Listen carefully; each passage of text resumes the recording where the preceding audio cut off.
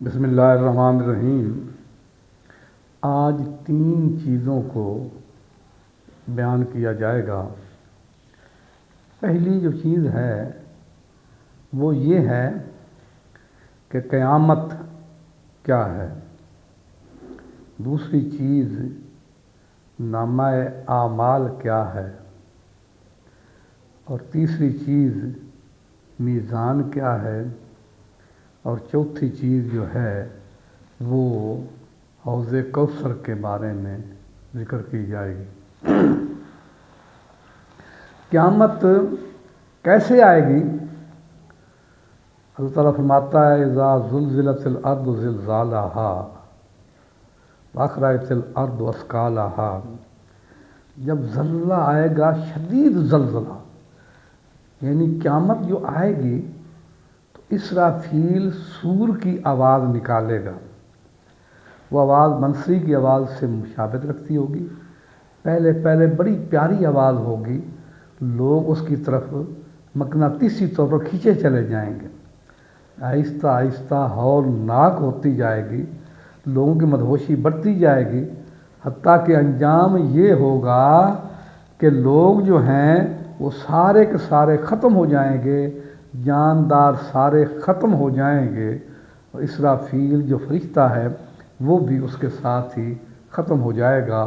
کائنات میں کوئی بھی چیز نہیں رہے گی سوائے رب کائنات کی ذات کے۔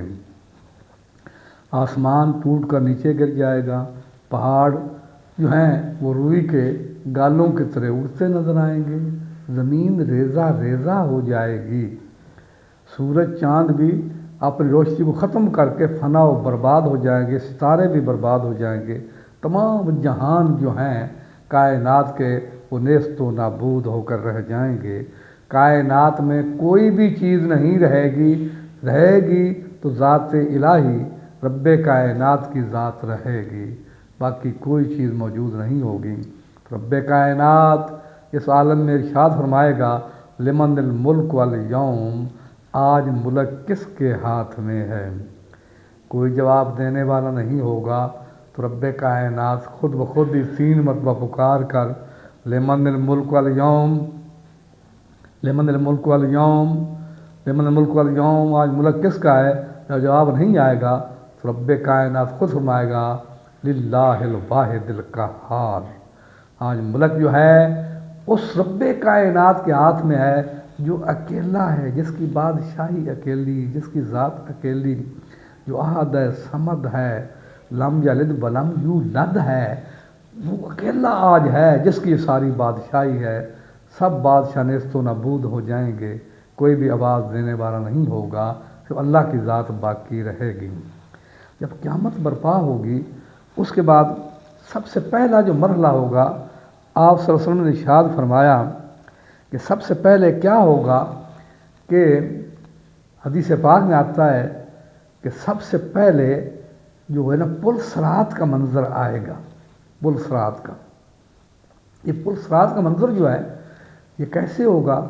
آپ نے فرمایا کہ وہاں گروہ در گروہ آئیں گے، گروہوں کی صورت میں، انبیاء بھی گروہ لے کر آئیں گے، اور نیک متقین جو ہیں وہ بھی گروہ لے کر آئیں گے، کفار بھی گروہ لے کر آئیں گے، بتوں کی پوجا کرنے والے بتوں کے ساتھ آئیں گے، اور سورج کی پوجا کرنے والے سورج کے سجدے کے ساتھ آئیں گے۔ اس طریقے سے جو بھی جس چیز کا کوئی پجاری ہوگا اس چیز کے ساتھ گروہ کی صورت میں آئے گا۔ عیسیٰ علیہ السلام کو جو اللہ کا بیٹا ماننے والے وہ بھی ایک گروہ کی صورت آئیں گے، اور عزیر علیہ السلام کو بھی جو اللہ کا بیٹا مانتے ہیں وہ بھی گروہ کی صورت میں آئیں گے۔ تو اللہ تعالیٰ کے حضور جب وہاں پہ پہنچیں گے پل صراط قریب، تو آواز آئے گی این محمد صلی اللہ علیہ وسلم و امتہ، محمد صلی اللہ علیہ وسلم اور اس کی امت کہاں پہ ہے؟